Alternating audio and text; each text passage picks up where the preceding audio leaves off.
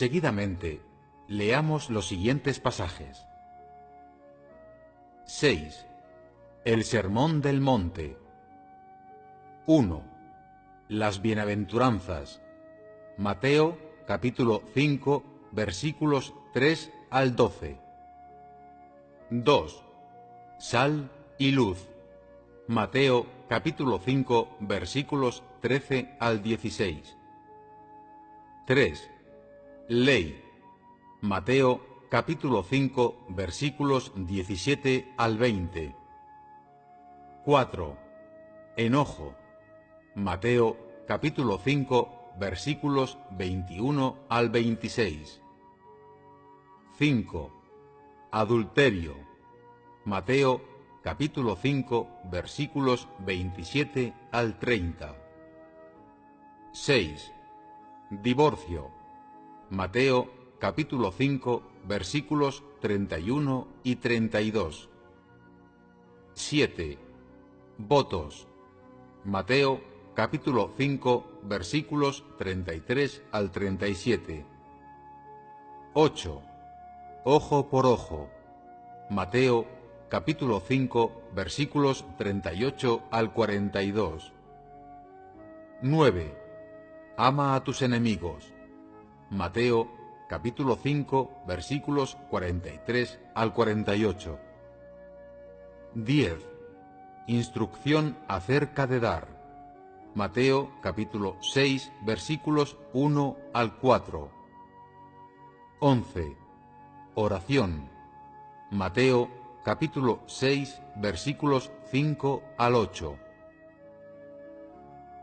7. Las parábolas del Señor Jesús. 1. La parábola del sembrador. Mateo, capítulo 13, versículos 1 al 9. 2. La parábola del trigo y la cizaña. Mateo, capítulo 13, versículos 24 al 30. 3. La parábola de la semilla de mostaza. Mateo, capítulo 13, versículos 31 y 32. 4. La parábola de la levadura. Mateo, capítulo 13, versículo 33. 5. La parábola del trigo y la cizaña explicada. Mateo, capítulo 13, versículos 36 al 43. 6. La parábola del tesoro. Mateo, capítulo 13, versículo 44.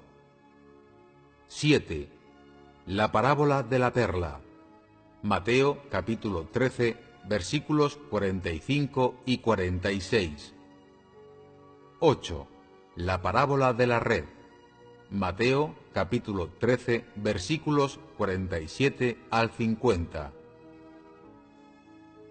8. Los mandamientos. Mateo, capítulo 22, versículos 37 al 39.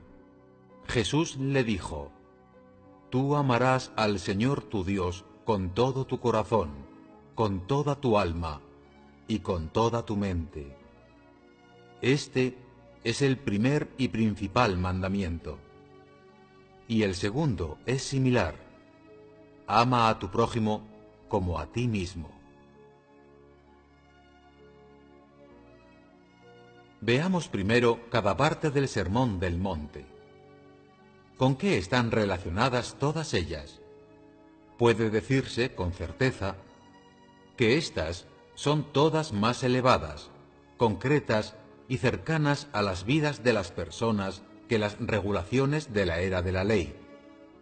Hablando en términos modernos, son más relevantes para la práctica real de las personas. Leamos el contenido específico de lo siguiente.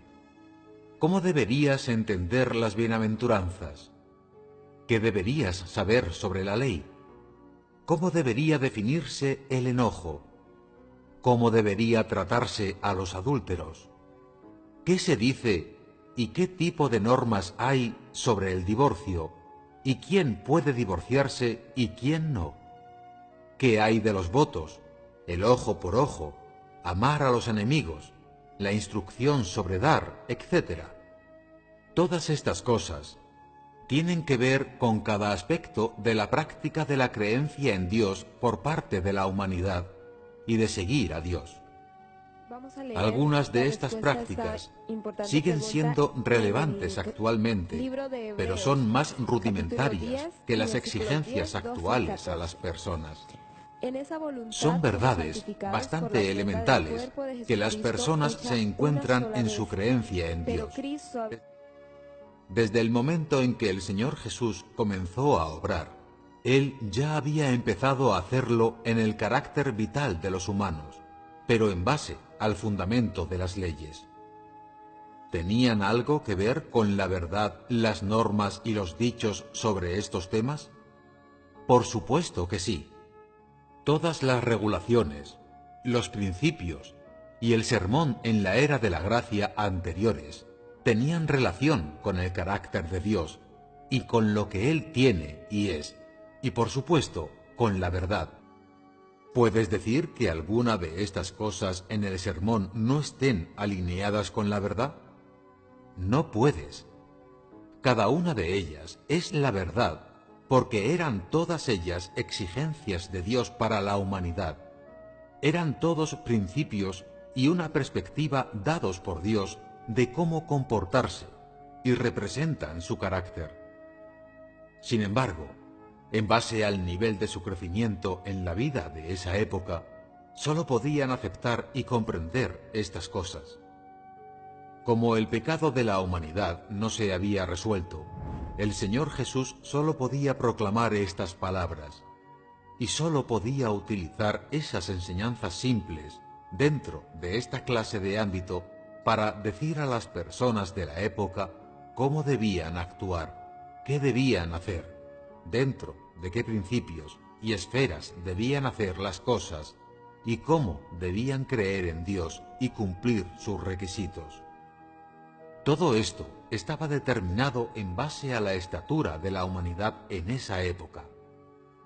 No era fácil para las personas que vivían bajo la ley aceptar estas enseñanzas y por tanto lo que el Señor Jesús enseñaba tenía que permanecer en este ámbito. Seguidamente, veamos qué hay en las parábolas del Señor Jesús. La primera es la parábola del sembrador. Es realmente interesante.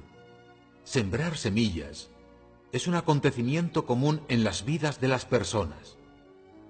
La segunda es la del trigo y la cizaña.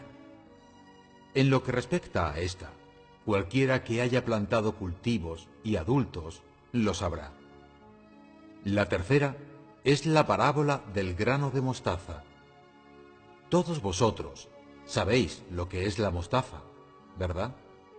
Si no lo sabéis, podéis echar un vistazo a la Biblia. Para la cuarta, la de la levadura, la mayoría de las personas sabe que ésta se usa para la fermentación. Es algo que las personas utilizan en su vida cotidiana. Todas las parábolas siguientes, incluyendo la sexta, la del tesoro, la séptima, la de la perla, y la octava, la de la red, se sacan de las vidas de las personas. Todas vienen de las vidas actuales de ellas. ¿Qué tipo de cuadro pintan estas parábolas?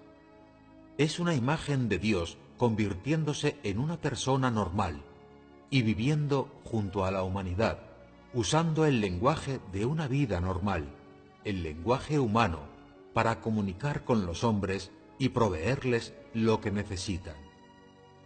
Cuando Dios se hizo carne y vivió en medio de la humanidad durante mucho tiempo, después de haber experimentado y presenciado los diversos estilos de vida de las personas, estas experiencias pasaron a ser su manual para transformar su lenguaje divino en humano. Por supuesto, estas cosas que él vio y oyó en la vida también enriquecieron la experiencia del Hijo del Hombre humano. Cuando él quería que las personas llegaran a entender algunas verdades, algo de la voluntad de Dios, podía usar parábolas parecidas a las anteriores para hablar a las personas acerca de la voluntad de Dios y sus exigencias para la humanidad. Estas parábolas tenían, todas, relación con la vida de las personas. No había una sola que no estuviese en sintonía con las vidas humanas. Cuando el Señor Jesús vivió con la humanidad, vio a campesinos cuidando sus campos, sabía lo que eran la cizaña y la levadura. Entendió que los humanos aman los tesoros, por lo que usó las metáforas del tesoro y la perla. Con frecuencia, vio a pescadores echando sus redes, etc. El Señor Jesús observó estas actividades en las vidas de los hombres y también experimentó ese tipo de vida. Él fue igual que cualquier otra persona normal, comía 3 veces al día y seguía las rutinas cotidianas de los seres humanos. Experimentó personalmente la vida de una persona corriente y fue testigo de la vida de otros. Cuando presenció y experimentó todo esto en persona, no pensó en cómo tener una buena vida o vivir con mayor libertad y comodidad. Cuando estuvo experimentando una vida humana auténtica, el Señor Jesús vio las dificultades en la vida de las personas, el sufrimiento, el infortunio y la tristeza de las personas bajo la corrupción de Satanás, existiendo bajo su dominio y en pecado. Mientras experimentaba personalmente la vida humana, también comprobó cuán desamparadas estaban las personas que vivían en medio de la corrupción, y vio y experimentó la desgracia de quienes vivían en pecado, los que estaban perdidos en la tortura de Satanás, del mal. Cuando el Señor Jesús vio estas cosas, ¿las vio con su divinidad o con su humanidad? Su humanidad existió realmente, estaba muy viva. Él pudo experimentar y ver todo esto, y por supuesto su esencia, su divinidad también lo vieron. Esto es, Cristo mismo, el Señor Jesús hombre, vio esto, y todo lo que observó le hizo sentir la importancia y la necesidad de la obra que había acometido en ese momento en la carne. Aunque él mismo sabía que la responsabilidad que debía asumir en la carne era inmensa, y lo cruel que sería el dolor que afrontaría cuando vio a la humanidad desamparada en el pecado, el infortunio de sus vidas y sus luchas ineficaces bajo la ley, sintió cada vez mayor tristeza y más inquietud por salvar a la humanidad del pecado. Independientemente del tipo de dificultades que afrontaría o del dolor que sufriría, estuvo cada vez más decidido a redimir a la humanidad que vivía en pecado. Durante este proceso, se podría decir que el Señor Jesús comenzó a entender con mayor claridad la obra que necesitaba hacer y que se le había encomendado. También se sintió cada vez más deseoso de completar la obra que debía acometer, cargar con los pecados de toda la humanidad, hacer expiación por ella para que no viviera más en pecado y que Dios fuera capaz de olvidar los pecados del hombre, gracias a la ofrenda por el pecado, permitiéndole impulsar su obra de salvar a la humanidad. Se podría decir que en su corazón el Señor Jesús estaba dispuesto a ofrecerse por la humanidad, a sacrificarse.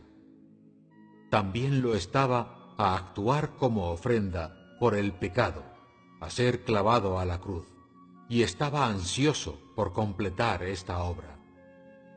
Cuando vio las condiciones miserables de las vidas humanas, todavía quiso cumplir su misión a la mayor rapidez posible, sin el retraso de un solo minuto o segundo. Cuando tuvo ese sentimiento de urgencia, no estaba pensando en lo grande que sería su dolor, ni en cuánta humillación tendría que soportar. solo tenía una convicción en su corazón. Mientras él se ofreciera y fuera clavado a la cruz como ofrenda por el pecado, la voluntad de Dios prevalecería y él podría comenzar una nueva obra. La vida de la humanidad y su estado de existencia en el pecado cambiarían por completo. Su convicción y lo que estaba decidido a hacer guardaban relación con salvar al hombre, y sólo tenía un objetivo: llevar a cabo la voluntad de Dios, de manera que pudiese iniciar, con éxito, el siguiente paso en su obra. Esto es lo que había en la mente del Señor Jesús en aquella época. Viviendo en la carne, el Dios encarnado poseía una humanidad normal. Poseía las emociones y el razonamiento de una persona normal. Sabía lo que era la felicidad, el dolor, y cuando vio a la humanidad en este tipo de vida, sintió en lo más profundo que dándoles simplemente a las personas algunas enseñanzas, proveyéndoles algo o instruyéndolas en algo, no las sacaría del pecado. Tampoco las redimiría de éste haciéndoles obedecer solamente los mandamientos. Sólo cuando cargara con el pecado de la humanidad y se convirtiera en la semejanza de carne pecadora, podría intercambiarlo por la libertad del hombre y por el perdón de Dios para éste. Así, después de que el Señor Jesús experimentara y presenciara la vida de pecado de los hombres, un intenso deseo se manifestó en su corazón: permitir que se libraran de su vida de lucha en el pecado. Este deseo hizo que sintiera cada vez más que debía ir a la cruz y cargar con los pecados de la humanidad lo antes posible, lo más rápido que pudiera. Estos fueron los pensamientos del Señor Jesús en ese momento, después de haber vivido con personas y haber visto, oído y sentido la desgracia de sus vidas en el pecado. Podrías decir que lo que él hizo y dijo guardaba relación con su ministerio y con la obra de gestión de Dios, que todo ello era la expresión y la revelación de su esencia. Aunque tuvo una manifestación humana, su esencia divina y la revelación de su divinidad no pueden negarse. ¿De verdad era esta manifestación humana una expresión de la humanidad? Por su propia esencia, fue su manifestación humana totalmente diferente de la de las personas corruptas. El Señor Jesús fue Dios encarnado, y si hubiera sido realmente una persona normal, corrupta, ¿habría podido contemplar la vida de la humanidad en pecado desde una perspectiva divina? En absoluto. Esta es la diferencia entre el Hijo del Hombre y las personas corrientes. Todas las personas corruptas viven en pecado, y cuando alguien ve el pecado, no tiene ningún sentimiento particular respecto al mismo. Son todas iguales, como un cerdo que vive en el fango y no se siente en absoluto incómodo ni sucio. Come bien y duerme profundamente. Si alguien limpia la pocilga, el cerdo no se sentirá a gusto ni se mantendrá limpio. Pronto estará revolcándose de nuevo en el fango y sintiéndose por completo a gusto, porque es una criatura sucia. Cuando los seres humanos ven un cerdo, sienten que es sucio, y si lo limpias, no se sentirá mejor. Por esta razón, nadie tiene un cerdo en casa.